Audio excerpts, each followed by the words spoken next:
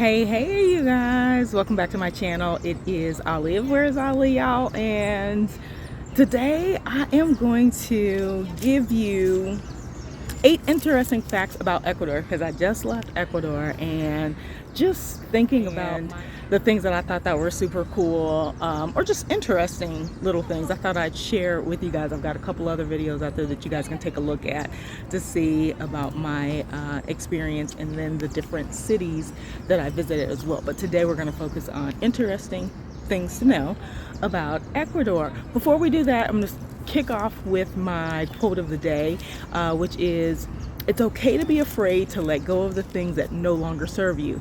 Just don't get stuck in that fear, y'all. Otherwise, how you gonna get up off the couch, right?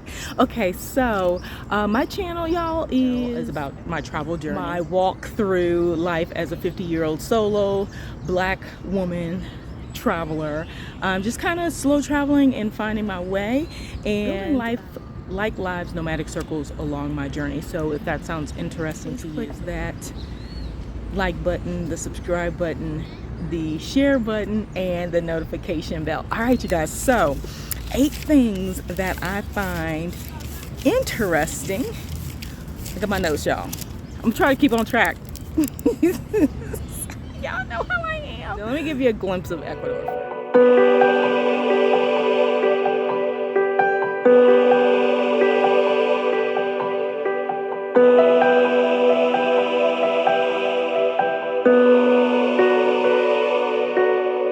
Okay, so number 1, the terrain is amazing. Like, you're gonna get everything in a kind of a small space because Ecuador isn't that big.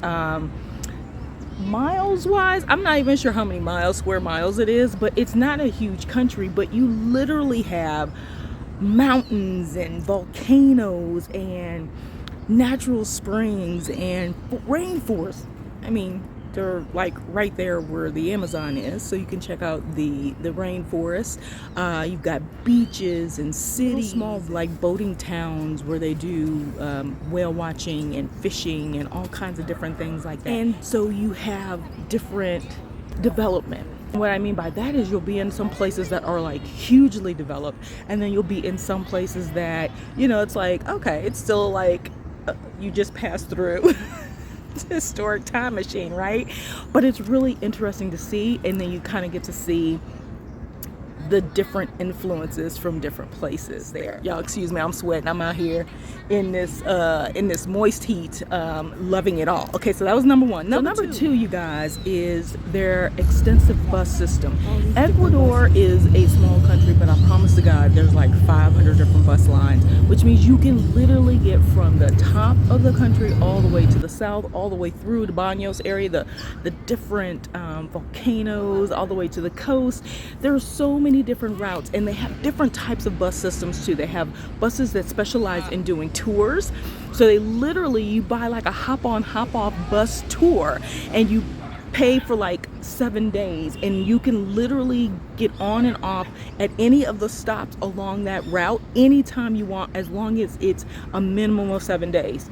Where have y'all seen that at? I think that's so cool. And then outside of that, they have just regular coach buses, which are huge buses, and they function a lot of times like they're inner city buses. So school-age kids catch these, locals catch these buses, and they go from town to town. So, and they're very inexpensive. So if you want to move around, you definitely have options to do that. Number 3, very little English speaking there. And when you find someone who speaks English, they only want to speak to you in English. I find that it's nice to meet people that can speak English because it kind of helps you, but it also kind of makes you stagnant, so you're not learning and all that. So one of the things that comes in handy is if you can barter language instruction. You teach them English, let them practice their English, and you learn some Spanish at the same time. So just FYI, it is a heavily Spanish speaking country. Number 4, limited flight. So we were just talking about the bus system is super extensive. They have very limited flights to some of the major cities, especially along the coast. Like, so if you're going to like places like Salinas or Puerto Lopez or Montanita, places like surfers and people go all the time, you won't catch flights there. You'll only be able to catch flights from like Quito to Manta, Quito to Guayaquil, which gets you to the Galapagos, and then Quito to Cuenca, and some of those routes interchange a little bit, right? But you have to kind of check. And then they only have like really 2 airlines there, Latam and Avianca. Transportation options, you're either going to bus it, you're going to private tutor it, or possibly take a plane ride. And the rides aren't expensive. The plane costs aren't super expensive unless you have bags. So something to know. Número 5, thing that's very important to know is, y'all, they use USD. This is one of the cool things. So they use USD, but the coins start to get a little funny. So you might find 50-cent pieces that say United States of America. I think it's just so interesting, right? And you'll find like dollar pieces, or, you know, just weird, you know, quarters and stuff. But then you'll also have a mix of Ecuadorian money in there as well. And so it's neat to have the little mix and to see the differences in the coins. But the dollars, you're going to use the USD, which makes converting very, very easy. So if something says $10, it's literally 10 USD. So Número 6 is it. There's a small tourist footprint in Ecuador, I feel like. Outside of the surfing towns, I think they get a heavy influx because it's more of a party, it's more of a kind of chill nomad kind of space, so you'll see people come in and out. But Ecuador overall, to me, has a very small tourist footprint, but you'll see a lot of foreign ownership there.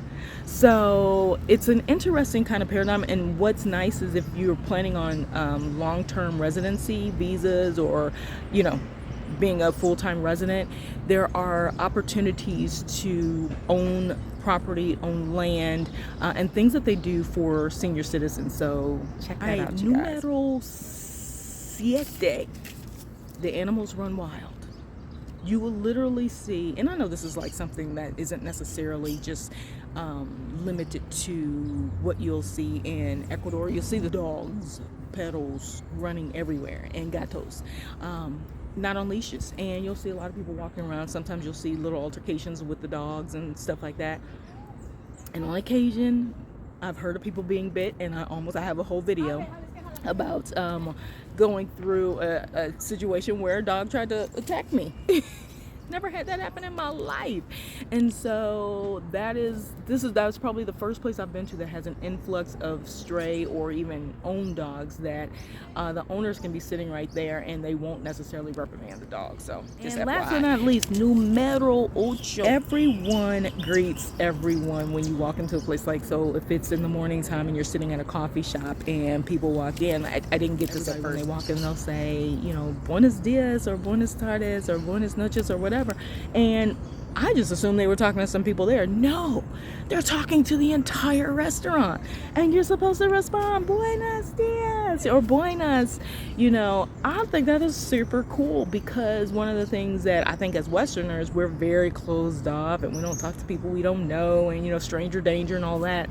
But it is just a common courtesy and a level of respect to acknowledge other people. And so to me, that is one of the really cool, interesting things about Ecuador. All right, you guys, if you like this video and you like the information shared in there, make sure you click that thumbs up button, click that like button, subscribe, and click that notification bell, you guys. And I'll catch you guys on the next video. Y'all know the deal.